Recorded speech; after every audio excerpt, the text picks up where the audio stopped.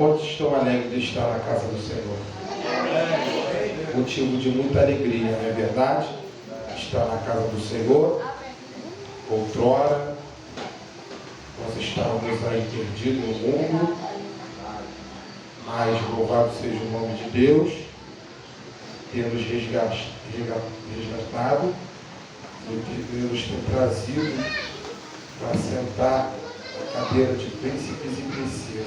Na verdade, na sua Bíblia, em Gênesis, capítulo 28, quando os irmãos vão se localizando, quero eu externar minha gratidão, hein?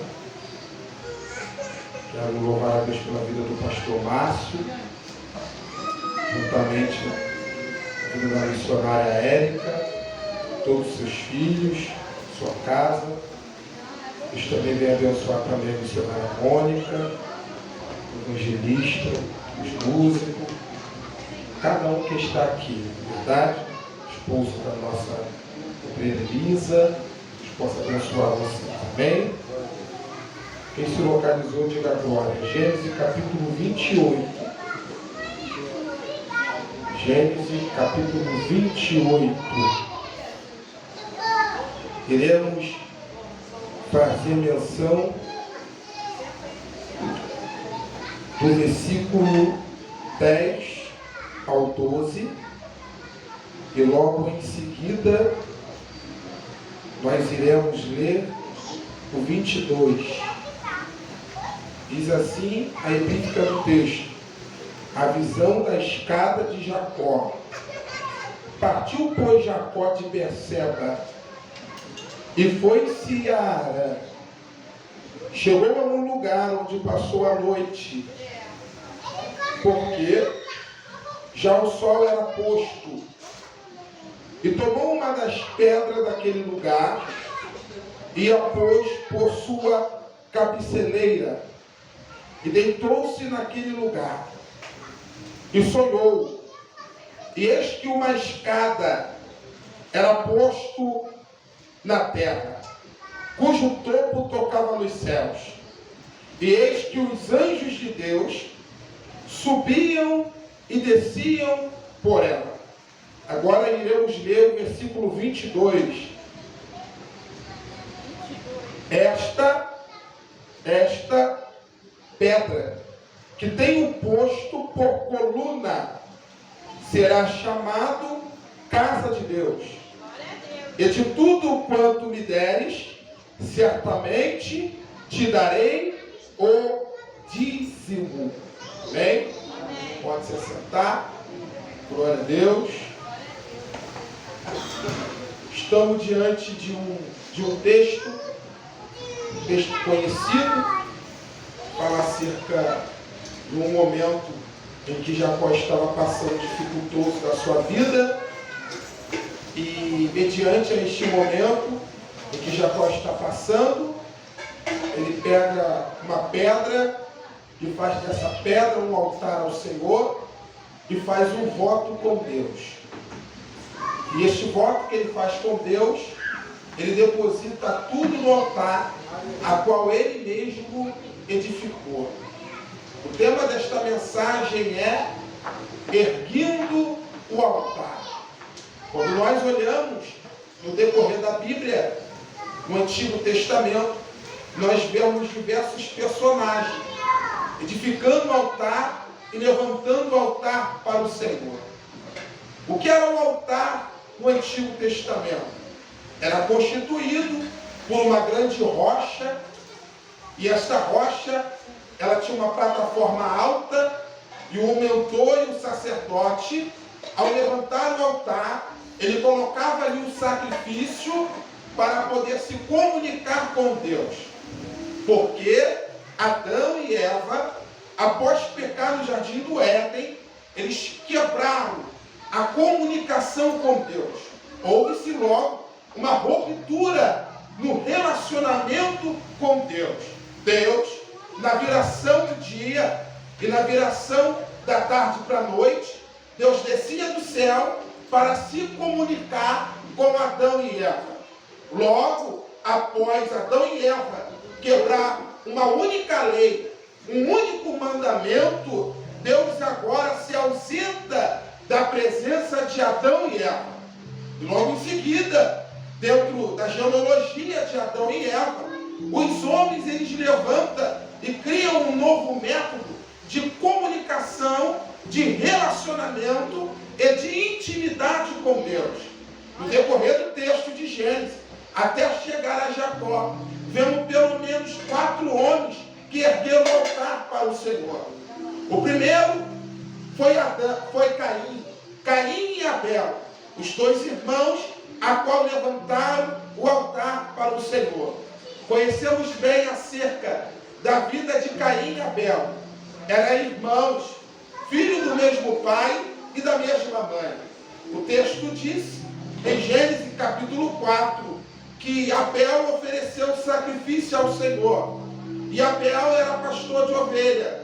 Contrapartida, Caim era um lavrador de terra. E levou o fruto da terra para oferecer ao Senhor. O texto é bem enfático em dizer que Deus se agrada da oferta de Abel, mas não se agrada da oferta de Caim. Ao ler o texto, conseguimos enxergar que Deus não se agrada pela oferta de Caim, não é pelo motivo da oferta, não está ao padrão das normas de Deus, não. Por que Deus ele não se agrada da oferta de Caim e sim de Abel? Porque o intuito do coração de Caim era maligno. Quando Caim estava ofertando ao Senhor, ele estava ofertando para querer ser melhor do que Abel. Ao ponto de que quando Deus ele recebe a oferta de Abel, logo em seguida, Deus repreende Caim dizendo: Caim, o pecado está à porta, basta você combatê-lo. Porque Caim ele oferta, ele levanta o altar para o Senhor, mas com mágoa no coração. Caim oferta, ele levanta o altar para o Senhor, mas não liberou o perdão. Caim oferta, mas ele leva a oferta no altar, levanta o altar para o Senhor, mas ele não permite ser tratado pela palavra de Deus. Porque a todo momento Deus está tratando de Caim. Deus não aceitou a oferta de Caim naquele momento. Mas se Caim decidisse ser tratado por Deus, ser tratado pela voz de Deus, ser tratado pela palavra, logo a oferta de Caim seria aceito e seria válido aos olhos do Senhor. Logo, vemos também na Bíblia Noé levantando um altar para o Senhor. Quando Deus vira para Noé e diz para Noé: Noé, eu vou acabar com toda essa sociedade, eu vou acabar com toda a humanidade, toda a carne que está sobre a terra, eu irei, Noé, acabar com a água. Logo em seguida, Deus abre a nascente, as fluentes, as portas do céu, começa a chover em torno de 150 dias, ao ponto de toda a carne que está sobre a face da terra se submergir com as águas, ao ponto de só a arca conseguir triunfar sobre as águas, a qual Deus havia enviado um dilúvio. Sem querer fugir do texto, mas irmãos, não é diferente do dia de hoje. O que vemos no Rio Grande do Sul, às vezes as pessoas gostam de atribuir a glória para Satanás, gosta às vezes de encontrar um meio para poder fugir da realidade, mas não tem outra explicação a não ser a dizer que é a mão de Deus. Ezequiel, que Deus é esse? Ezequiel, tu tem certeza do que você está dizendo, irmãos? É só nós olharmos a Bíblia. Deus enviou um dilúvio. Deus virou para Abraão e disse para Abraão: Abraão, o pecado está cheirando mal as menaninas, Abraão. Abraão, quer saber só de uma coisa? Eu vou acabar com a cidade de Sodoma e Gomorra. Vou mandar fogo, Abraão. Aí Abraão começa a Se tiver 50 justos, ainda pouparei a terra. Se tiver 40 justos, ainda pouparei a terra. Se tiver 30, se tiver 20, se tiver 10, ainda assim pouparei a terra.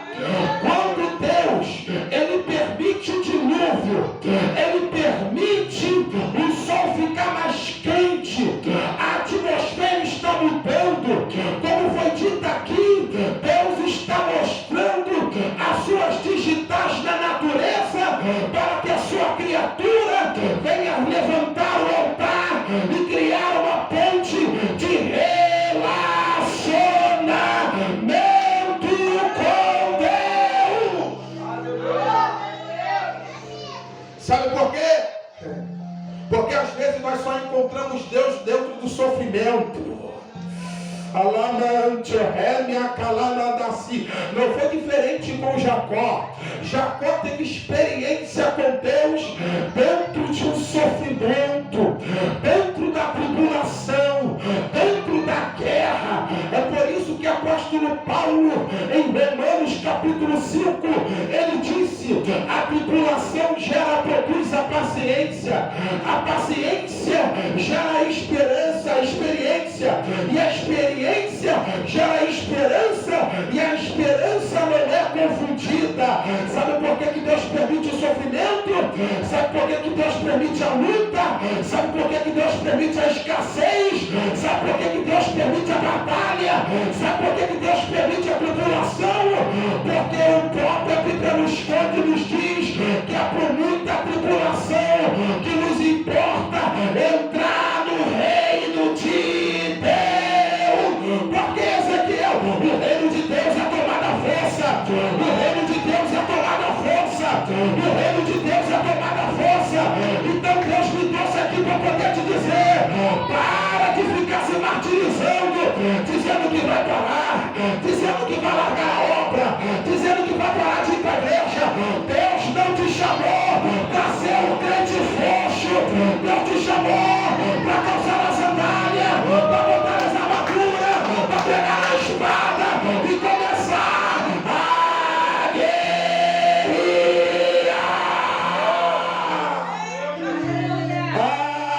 Jacó, vai ser de madrugada que eu vou te acordar, vai ser de madrugada que eu vou te despertar.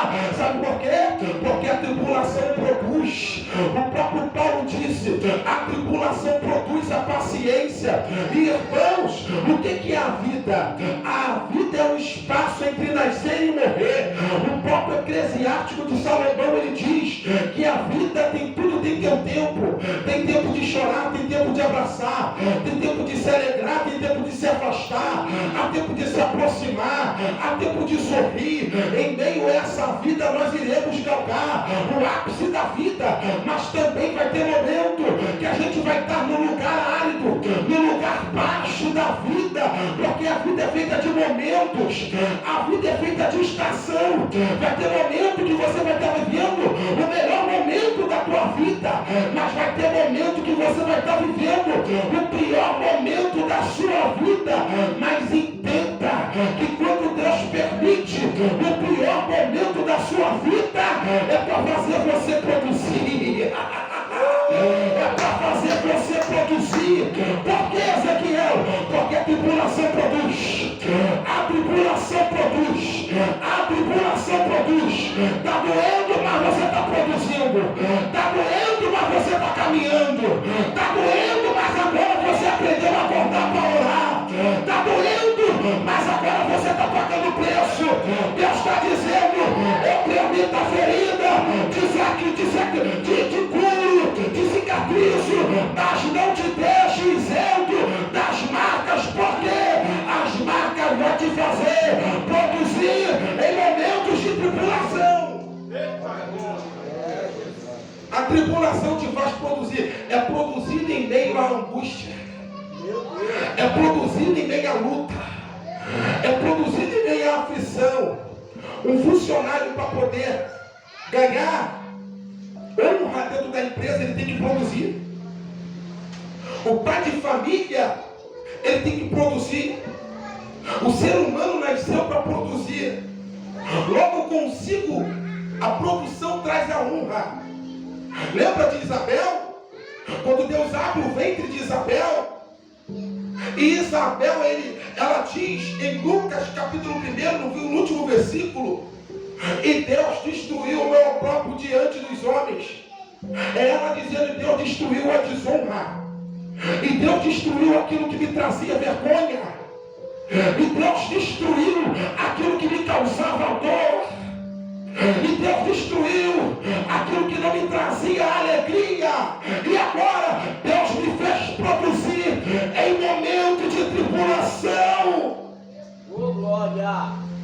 Quando eu pensava que não ia produzir, Deus me fez produzir.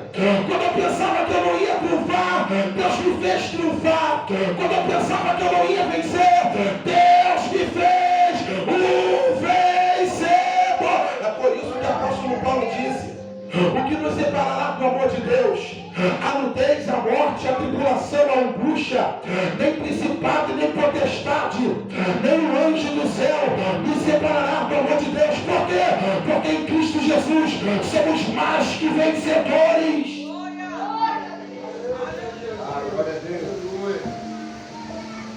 Mas para isso o altar tem que estar erguido. O altar tem que ter a reforma todos os dias, a manutenção diária, retirando as cinzas e colocando lenha. O altar que simboliza o coração, porque após o sacrifício de Cristo na cruz do Calvário, quando ele gritou em alto e bom som, Tetelestai, que significa está concluído, está pago a dívida, ali a cruz era a lenha, a cidade da caveira era o altar, aonde estava a cinza. Mas o próprio Deus colocou uma lenha, aquela cruz, e Cristo era o sacrifício. Quando Jesus ali morreu pelos nossos pecados, gritou em alto e bom som, Tetelestai, que significa está concluído, ele está dizendo: eu estou pagando a dívida do detento, eu estou pagando a dívida do prisioneiro. Por quê? Porque quando um prisioneiro ele viesse a ser pego, o oficial de justiça colocava-se um relatório na cela, e logo em seguida, quando ele concluísse o seu tempo determinado de cativeiro, vinha o oficial com o anel e selava embaixo Tetelestai, que significa está concluído, está pago a dívida. Quando Cristo grita Tetelestai, ele está dizendo: eu paguei a dívida, eu te elegi um sacerdote, geração eleita. Agora qualquer um pode se aproximar do altar e oferecer ao Senhor um sacrifício vivo e agradável diante dos olhos de Deus. Deus me trouxe aqui para poder te dizer, hoje é noite de reconstruir um novo método. Qual o método, Ezequiel? Uma ponte de relacionamento, uma ponte de comunhão, uma ponte de intimidade com Deus. Porque não tem como foi falado aqui, vivenciar o mundo espiritual e ser vencedor se não tiver altar erguido. Não tem como suportar as guerras, as batalhas, se o teu altar não tiver lenha, não tiver fogo, não tiver sacrifício, não tiver voto com Deus, não tiver propósito com Deus, não acordar de madrugada, não acordar, subir um monte, pegar a palavra, ler a palavra, fazer um jejum. Se nós não pagarmos sacrifício, se nós não pagarmos preço com Deus, iremos viver uma vida de morto-vivo. Qual é a vida de morto-vivo? Eu estou indo, estou batendo a carteirinha na igreja, estou na igreja segunda, estou terça, estou quarta, estou quinta, estou sexta, mas por dentro estou vazio. Por quê? Porque dentro do meu altar não tem lenha. Os pensamentos são mundanos. O pensamento ainda está de pagar o mal com o mal. O pensamento ainda está, não sabe o que eu era antigamente. O que tu fez já passou. Agora é o que tu é hoje. Hoje você tem altar e é necessário pegar lenha.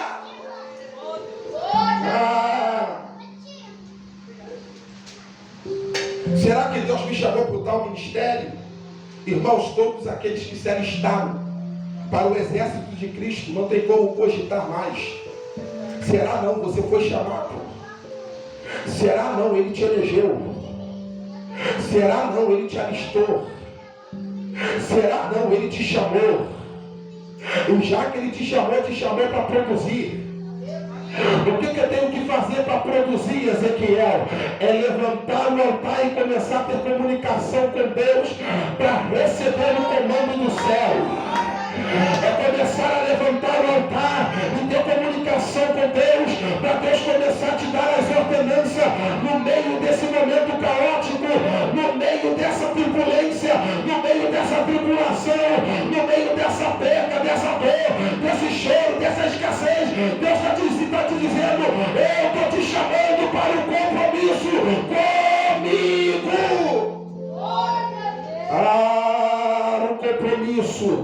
O compromisso dentro da oração. Há quanto tempo você não ora? Há quanto tempo você não tira uma hora de oração?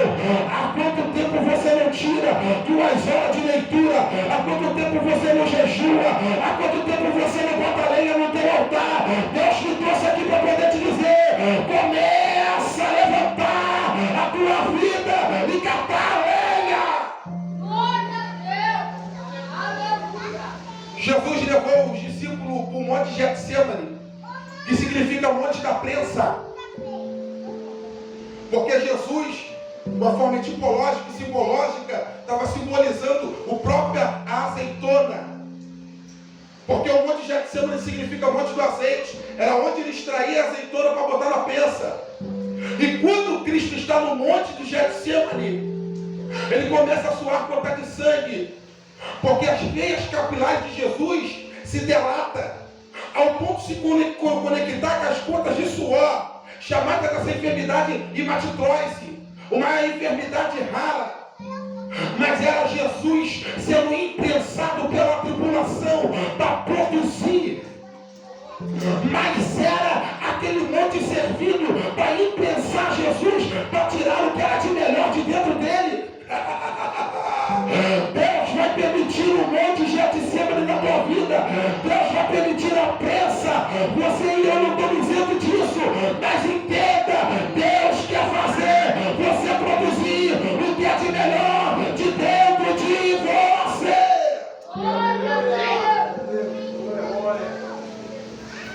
Porque senão entra no acomodismo.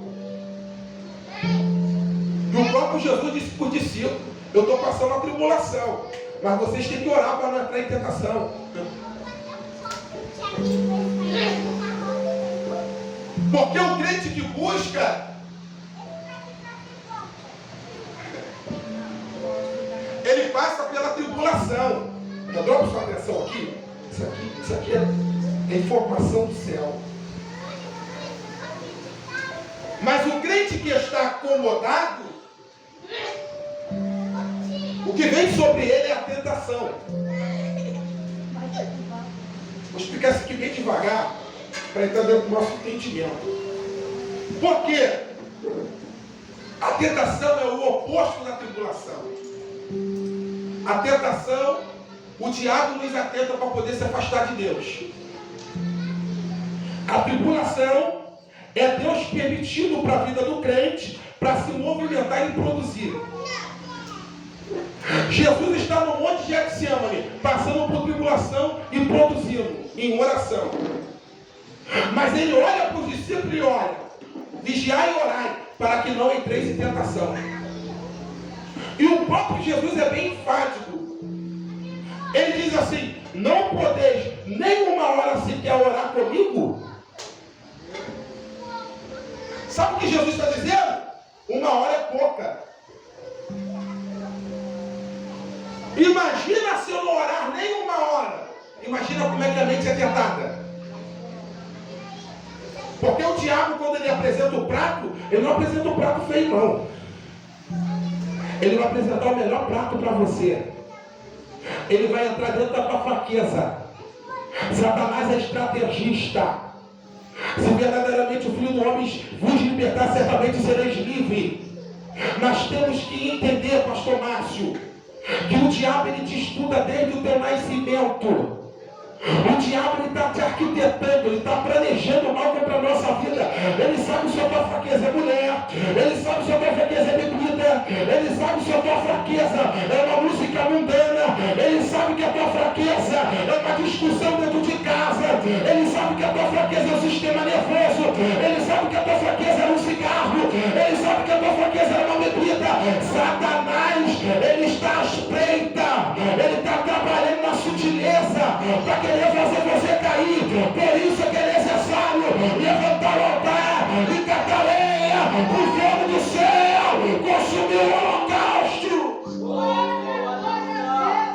E sabe, é por isso que às vezes ele viu uma amizade na tua escola para te chamar, para te deslumbrar do caminho. É por isso que às vezes, quem você menos espera, você vai visitar um lugar, vai fazer um serviço, uma mulher está em cima de você. É por isso que quando você menos espera, o vizinho se levanta, alguém da família se levanta, é para poder te tentar e rachar o teu altar. Mas hoje Deus te trouxe aqui para poder te dizer: eu estou erguendo o teu altar, eu estou edificando o teu altar, eu estou te dando estratégia para você fazer a manutenção do teu altar. E o horário já está avançado. Mas vamos ver o altar de Abraão. Quando Abraão ele levanta o altar em Siquém, e logo em seguida Abraão levanta o altar num lugar chamado Luz, Hebrão e Moriá. O altar que Abraão levanta em Moriá, o texto diz que ele dá o único filho. Porque quem tem o altar erguido não mede esforço para poder se oferecer para Deus. Ah, Jesus. Quem tem o altar edificado não bota desculpa para fazer as coisas de Deus. O que Deus pede, Ele dá. Isaac, Abraão me dá teu filho Isaac. Abraão não cogitou: Senhor, mas é meu único filho. Não. Isaac, pega a lenha. Vamos subir para o Monte Moriá. E Isaac perguntou: papai, onde está o sacrifício? Deus, Isaac proverá o sacrifício. Deus escolheu você para ele, Isaac. E Isaac foi como ovelha ao matadouro. E Abraão nem questionou a Deus. E às vezes Deus pede algo que a gente quer questionar com Deus.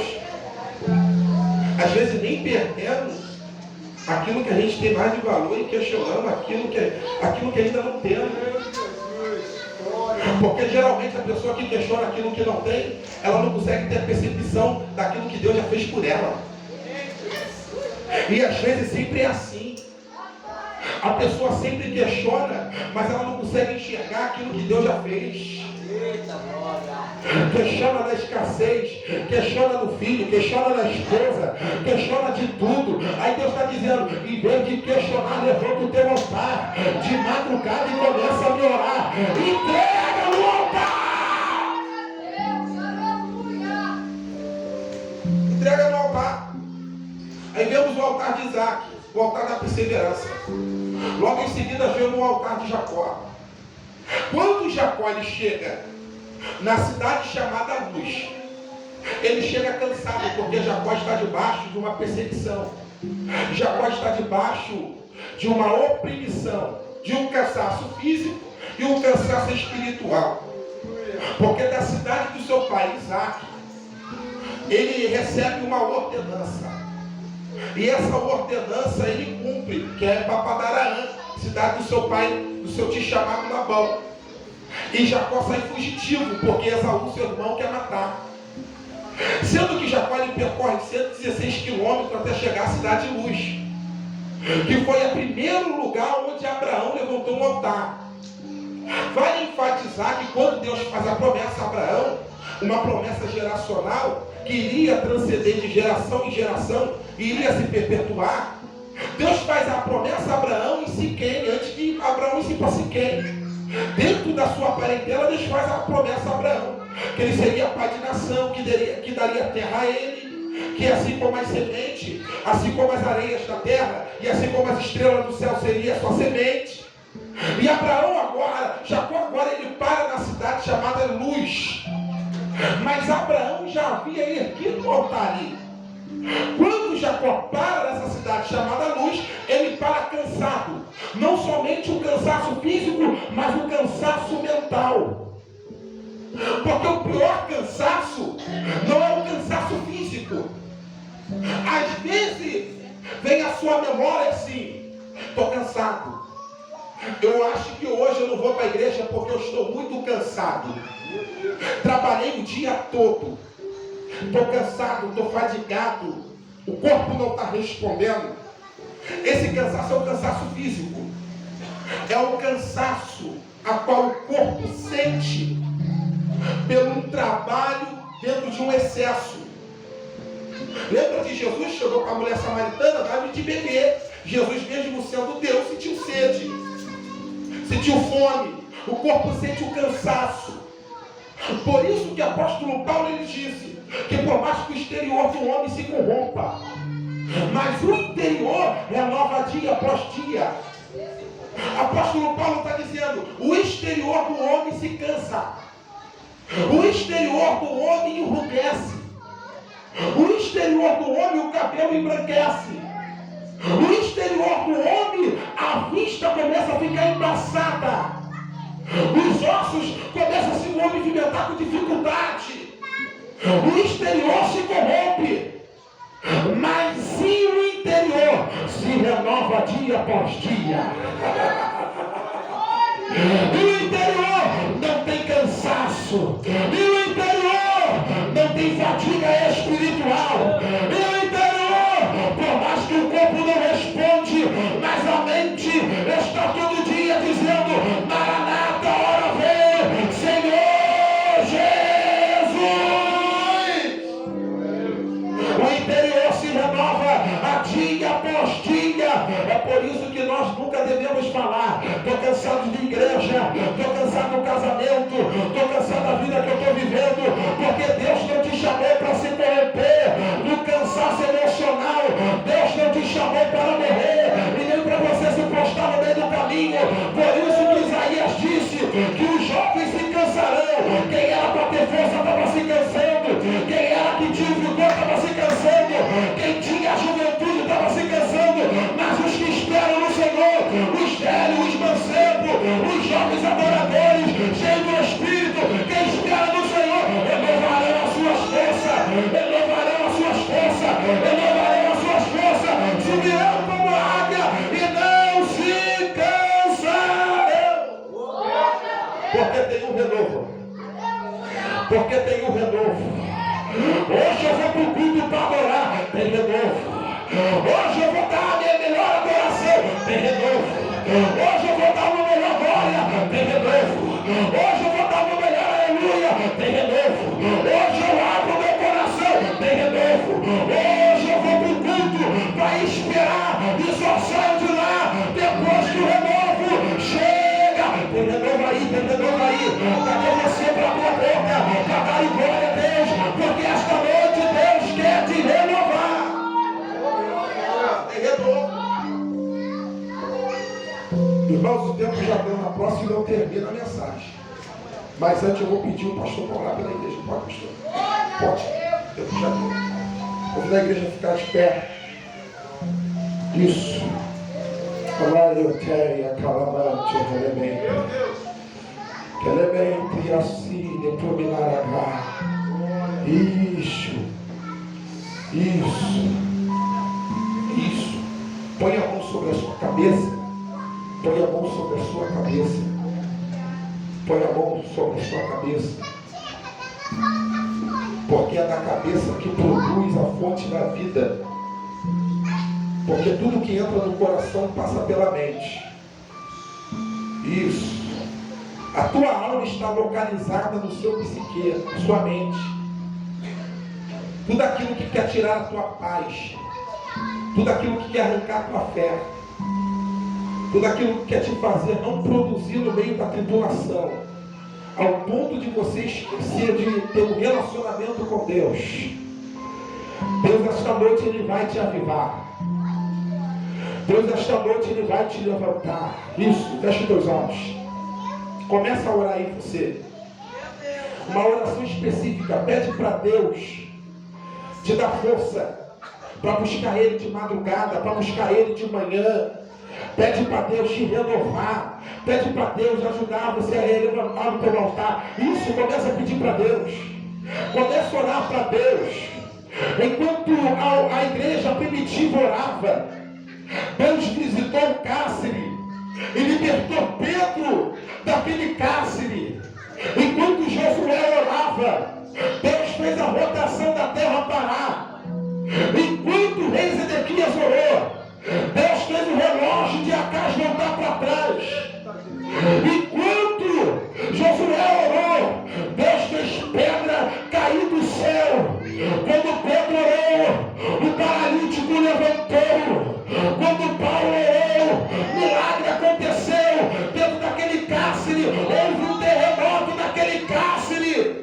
Alande calamante, remeteia, ramante o que leme de prominaga, alamante o que leme de trás. Ó Pai, toma a tua igreja na palma das suas mãos. Senhor, repreende toda fúria, repreende todo levante, Senhor.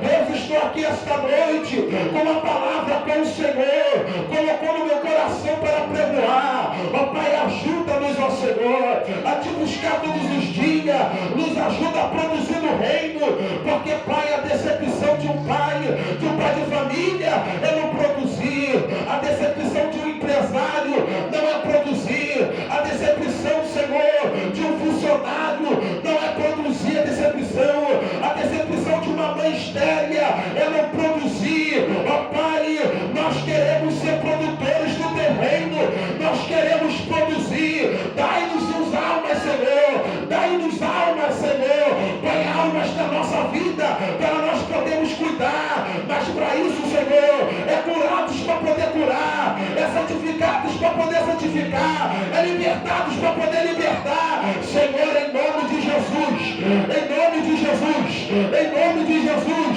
Senhor, aviva a tua obra no decorrer dos anos, e no decorrer dos anos a notifica e faz glória na vida nossa, Senhor, e diante de todos aqueles que nos cercam, para a glória e honra do teu nome. Amém, Jesus. Poder.